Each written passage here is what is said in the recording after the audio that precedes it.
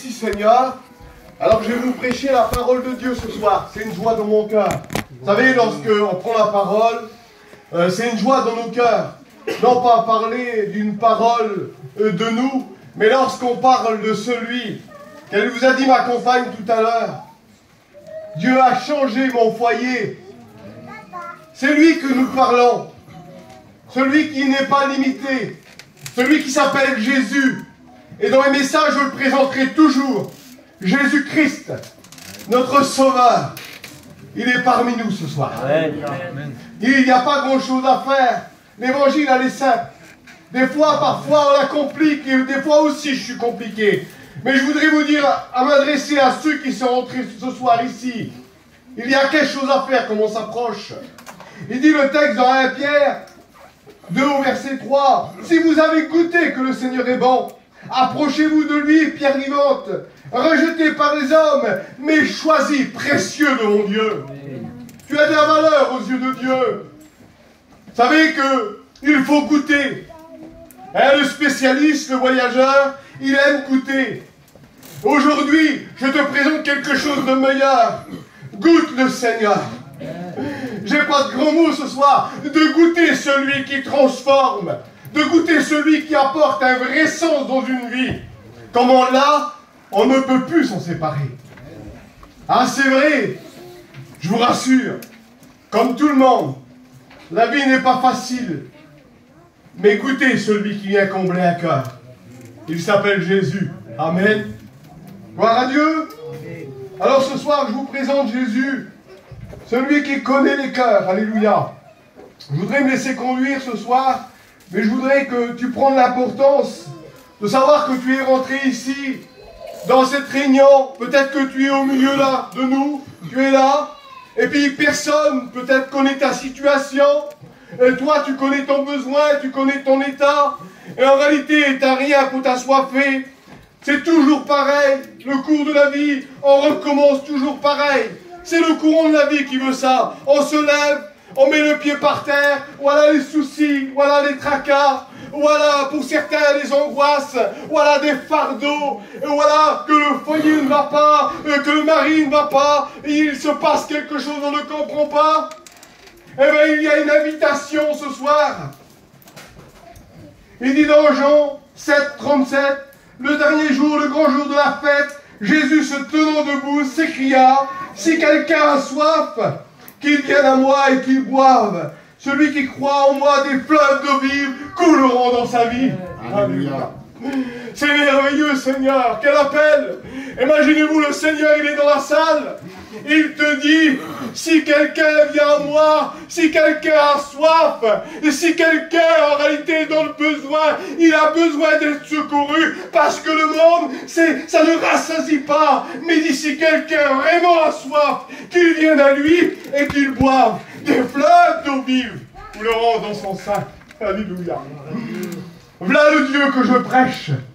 Vous savez, nous prêchons le Dieu vivant, le Dieu véritable, le Dieu celui qui me surprend. Souvent, où on ne s'en attend pas, il nous surprend. Et ce soir, il désirait. Son désir, c'est de te surprendre. Son désir, c'est de venir te parler. Au travers de la parole de Dieu, il parle à tous les hommes. Vous savez, quand Jésus faisait l'appel, on savait qu'il partait de village en village, il parcourait les villes et les villages, les gens étaient là, les gens le suivaient. Il parlait avec une autorité, il parlait avec une puissance. Et je vous le dis ce soir, ce n'est pas les paroles d'un homme, je vous le dis, il n'a pas changé. Son autorité, son amour pour tous les hommes, elle demeure le même, alléluia. Il va dire, au verset 46, les huissiers répondirent, ils étaient venus pour le saisir. Jamais homme n'avait parlé comme cet homme. Écoutez, jamais homme n'avait parlé comme cet homme. Les pharisiens, ils vont dire, vous aussi, vous avez été séduits. Laissez-moi vous dire qu'il avait des paroles de grâce qui sortaient de sa bouche. Et aujourd'hui, la parole, pour nous, elle est la parole de grâce. Il sort des paroles de grâce, des paroles de situation pour ta vie, où il n'y a plus d'espoir. Avec Jésus, il y a de l'espoir. Amen. Jamais homme n'avait parlé comme cet homme. Quelle beauté, Seigneur. Je voudrais que vous rentriez dans la simplicité. Je voudrais que tu t'imagines un instant me dire, Seigneur, il est là. Il est là ce soir. Je voudrais que tu dises dans ta tête, il est là. Mais dans ton cœur, il peut se passer quelque chose. Seigneur, il est là, alors il est dans la réunion, il est dans la salle à l'Orient. Oui, il parcourt les chemins, il connaît les besoins, il connaît ton état, il connaît ce qui te fait pleurer. Lui, il est là. Jamais homme n'avait parlé comme lui. Et ce soir, je vous le dis, sur le nom de Jésus, il peut se passer des grandes choses. À toi la gloire. Alléluia. Amen. Alléluia. Jean 6, au verset 35, Jésus le dit, je suis le pain vivant, je suis le pain de vie, celui qui vient à moi n'aura jamais faim. Jésus dit, je suis le pain de vie, celui qui vient à moi n'aura jamais faim, et celui qui croit en moi, des fleuves, écoutez, il n'aura jamais soif, excusez-moi. Celui qui vient à moi n'aura jamais soif. Il dit qu'il est le pain descendu du ciel. Il a été le pain pour moi, pour mon foyer. Il a été le pain pour ma vie. Il m'a rassasié. Aujourd'hui, il a fait d'un pécheur, écoutez, un pécheur, un serviteur de Dieu. Oui, le pain de Dieu, il est pour ta vie ce soir. Ce soir, tu es rentré ici, tu ne sais pas comment faire. Eh bien, si toi, tu ne sais pas comment faire, laisse-le faire à lui. Lui, il sait comment faire. Il connaît tous les hommes. La Bible nous dit qu'il sonde les cœurs et les reins. Il connaît tous les hommes. Tout est possible à celui qui croit. Pour toi, ta situation, ce n'est pas possible. Moi, je te le dis que ce soir, si tu crois, tu peux voir la gloire de Dieu. Alléluia. Alléluia. Oui, Seigneur, quel bon pain. Nous l'avons trouvé, les anciens. Le bon pain qui est descendu du ciel. Avec lui, on dort en paix. On s'endort dans la joie. C'est vrai que Seigneur, il est toujours là. C'est un ami en tout temps. Et ce soir, je te présente cet ami que tu as besoin de foutre chez toi, dans ta maison, dans ton foyer, dans ta vie. Parce que lui, vous savez, il agit au plus profond. Et tu as besoin d'une main secourable. La main secourable, vous savez, c'est la main de Dieu, alléluia. Et ce soir, elle peut se poser sur ta vie. Gloire à Dieu. Amen. Je voudrais que vous dites Amen. Ça m'encouragerait aussi, moi. Gloire à Dieu. Amen. Amen. Ah, merci Seigneur. Vous savez, comme moi, plus les gens disent Amen, plus ça me remonte. Ah, ça fait rigoler, ça. Non, je rigole. Mais ça dit Amen, c'est de savoir que c'est la parole que je vous parle. La parole, quand elle est bonne, on dit oui, Amen. C'est qu'on est d'accord. Et ce soir, tu dis Amen avec ton cœur. Alors, si tu es d'accord, tu peux voir quelque chose se faire. Amen. Voilà. Je vais un petit peu plus loin dans le message. Il dit dans Luc 4 au verset 16. Il se rendit à Nazareth où il avait été levé selon sa coutume. Il se rendit à Nazareth où il avait été levé selon sa coutume. Il entra dans la synagogue le jour du sabbat pour faire le culte. On lui remet le livre du prophète Ésaïe. L'ayant déroulé, il trouva l'endroit qu'il est écrit. Écoute, il trouva l'endroit qu'il est écrit. Tu sais ce qu'il est écrit pour toi ce soir? Tu sais ce qu'il est annoncé de la parole? Écoute ce soir, tu sais ce qui est annoncé pour toi de la parole, ce qui est écrit dans la parole, et c'est pour dire que ce qui est écrit dans la parole a de la valeur. La parole, elle fait un impact dans les cœurs. La parole, les portes se rouvrent, les cœurs se brisent, parce que c'est la parole, c'est sa parole à lui. Et sa parole à lui, elle ne revient jamais à lui sans faire son effet. Et ce soir, la parole de Dieu, elle veut faire un effet dans ton foyer. Je ne sais pas pourquoi que ça revient. Dans ton foyer, séparé, brisé. Jésus, ce soir, il veut te parler. Il veut agir, alléluia. Écoute, il est écrit, l'ayant déroulé, il trouva l'endroit qu'il est écrit, dit l'Esprit du Seigneur est sur moi, parce qu'il m'a envoyé pour annoncer une bonne nouvelle aux pauvres. Quelle beauté, Seigneur, une bonne nouvelle. Amen. Il y en a des bonnes nouvelles dans le monde. Lui, c'est la bonne nouvelle. Alléluia. Il m'a envoyé pour guérir ceux qui ont le cœur brisé. Ah, Seigneur. Un cœur brisé, c'est un cœur en 1000 morceaux. Un cœur qu'on ne peut plus rien faire. Il saigne, il n'y a plus rien. Il n'y a qu'un vide. Le cœur, il est dispersé. Il est touché, sensibilisé. Il ne peut plus, il n'accepte plus le courant de la vie. C'est ça un cœur brisé. Un cœur qui n'accepte plus le courant de la vie, il n'accepte plus sa situation. Mais lui, il est venu pour réparateur, le réparateur des cœurs brisés. Un cœur souffrant. Tu dis, moi je suis rentré ici, je ne sais même pas ce que je fais ici. C'est parce que Dieu t'a attiré là, parce que lui il est le réparateur des brèches. Gloire à Dieu. Plein de Dieu que je prêche. Je prêche pas mon intelligence, non les frères. Je prêche que Dieu met dans mon cœur le Tout-Puissant, l'admirable, le conseiller, le prince de paix. Il est ici, dans l'Orient, dans cette salle. Amen. Amen. C'est merveilleux. Je ne vais pas vous parler grec, hébreu, non. Je vais dire que Jésus t'aime et il veut faire quelque chose pour toi. Tu es venu, tout est en miettes, tout est cassé. Le cantique, il a dit, laissez-le agir et laisse-toi bénir. Amen. Pourquoi tu ne te laisses pas agir? Et il dit après le cantique, qu'est-ce qu'il disait? Faut le saisir. Écoute, faut que tu le saisis. Il n'y a que lui qui pourra faire quelque chose pour toi. Il n'y a que lui, oui, pour les cœurs brisés, pour proclamer aux captifs la délivrance et aux aveugles le recouvrement de la vue, pour envoyer libres les opprimés et publier une année de grâce dans le Seigneur. Alléluia. Une année de grâce dans le Seigneur. Quelle beauté, Seigneur. Opprimé. Mario, il disait hier, opprimé, vous savez c'est quoi un opprimé? C'est quelqu'un qui est esclave. C'est quelqu'un qui est oppressé, qui est courbé. Et quelqu'un qui ne peut pas se redresser. Peut-être toi, tu ne peux plus te redresser. Et tu es courbé.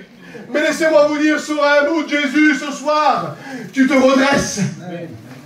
Parce que lui, il délivre les captifs. Captif veut dire prisonnier. Ah, j'en vois des prisonniers dans les cellules. Je vous le promets, j'en vois de toutes les sortes. Mais j'en vois aussi parmi nous, dans des foyers où personne ne voit. Ils sont opprimés, délivrés. Mais vous savez pourquoi ils sont délivrés? Parce que d'ici le Christ vous a franchi, vous serez réellement libre. Ce soir, si le Christ t'a franchi, tu seras réellement libre. Tu seras libéré de tes liens. Tu seras quelqu'un qui va recouvert quelque chose, recouvert un peu de joie, recouvert un peu de bonheur. Parce que le monde nous apporte des choses, nous apporte des angoisses, des fardeaux. C'est lourd. Tu es courbé, tu ne peux pas te redresser. Mais celui que je prêche, celui que je sers, si le Christ vous a franchi, elle a dit tout à l'heure, je ne sais plus c'est qui a dit ça. Quand un malheureux crie, l'Éternel l'entend et le délivre de toutes ses détresses. Quelle est ta détresse ce soir? Commence à crier de ton cœur. Il va voir ton besoin, il va voir ton état. Alléluia. Gloire à Dieu. Vous êtes avec moi? Amen. Merci Seigneur. Vous savez, je ne voudrais pas prêcher trop longtemps, mais j'ai pris un petit exemple. J'ai pris cet exemple de la part du Seigneur. Il parle d'un homme, là. Un homme aveugle. Vous savez comment on est aveugle? Parce que la vie, c'est ça. Elle nous aveugle, on ne voit plus rien. On voit que lorsqu'on est aveugle, on voit du noir. On voit que les ténèbres. On voit plus nos situations, on voit plus notre état. Mais, dans Jean 8, au verset 12, Jésus leur parla de nouveau et dit, je suis la lumière du monde. Celui qui me suit ne marchera plus dans les ténèbres, mais il aura la vie éternelle. Alléluia. Ce soir, il est venu pour t'éclairer. Il est venu pour agir dans ta vie. Et là, on voit qu'un homme est là et des questions vont se poser. Je ne sais pas vous si ça vous arrive. Des fois, on se pose des questions. Les frères se posent des questions. Des hommes vont se poser des questions.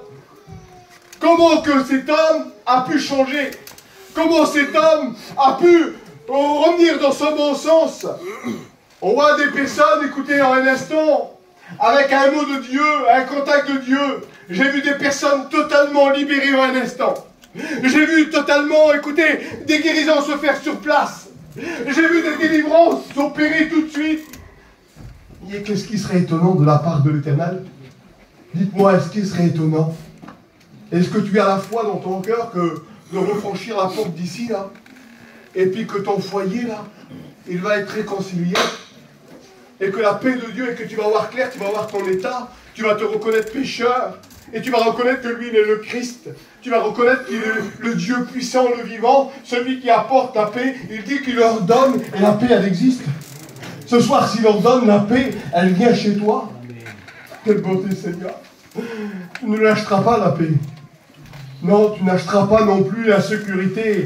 Tu n'achèteras pas non plus la réconciliation de ton foyer. Parce que tu es aveugle, tu ne vois pas. Mais si tu prends une décision ce soir, tu ne marcheras plus dans les ténèbres. Amen. Tu verras la gloire de Dieu. Amen. Amen. Écoutez, j'ai pris cet exemple. Jean 9 au verset 1er. Jésus vit en passant un homme aveugle de naissance. Ses disciples lui firent cette question. Rabbi, qui a péché, cet homme ou ses parents, pour qu'il soit né aveugle comme ça? Qui a péché, c'est lui ou ses parents Pourquoi en réalité cet homme est aveugle? Il va dire un peu plus bas, ce n'est pas que c'est ses parents ou lui qui a péché.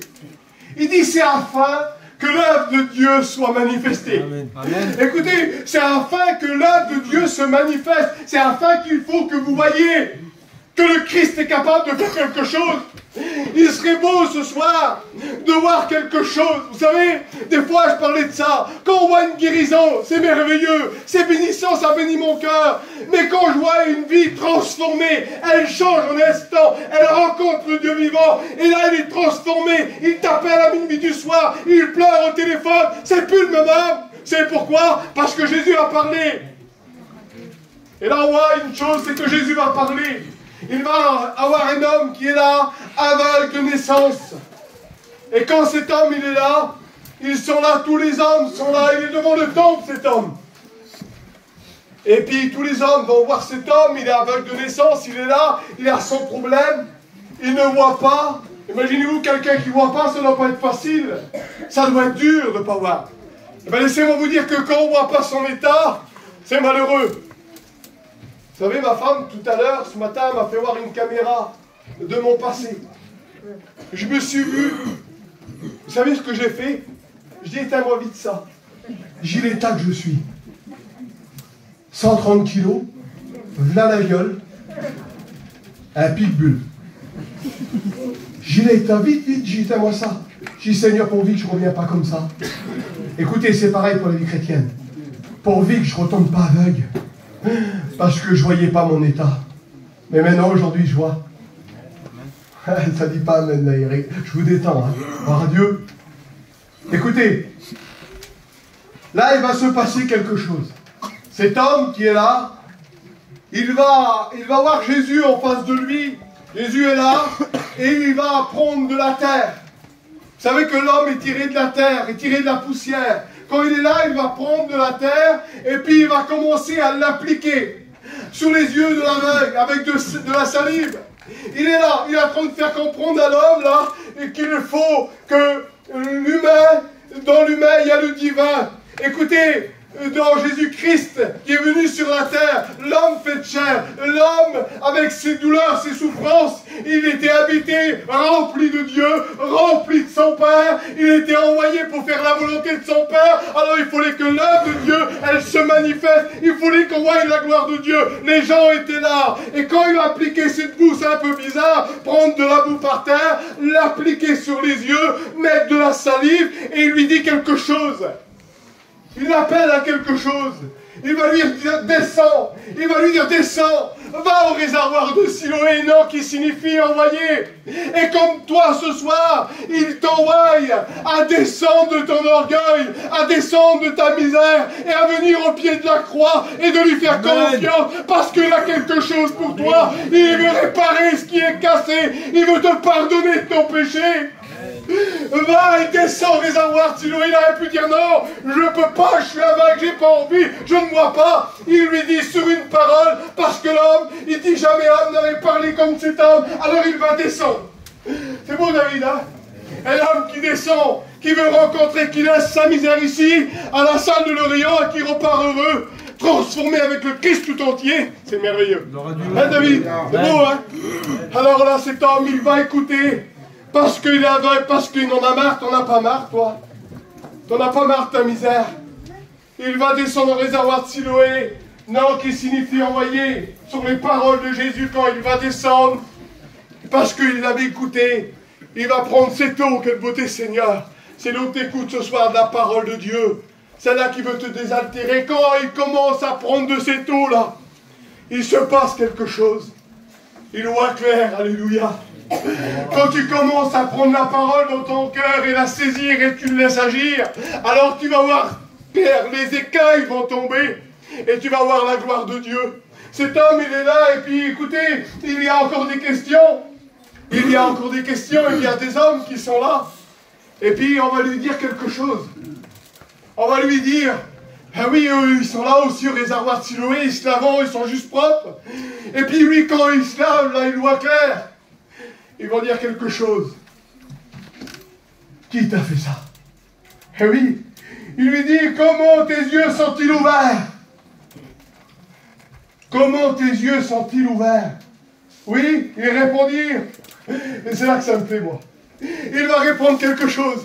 Il va dire l'homme qu'on appelle Jésus. Amen. Il m'a mis de la boue sur mes yeux, il a appliqué de la boue, il m'a dit va au réservoir de Siloé, et je l'ai écouté, et j'ai vu clair. L'homme qu'on appelle Jésus, il a fini par qui est un serviteur de Dieu.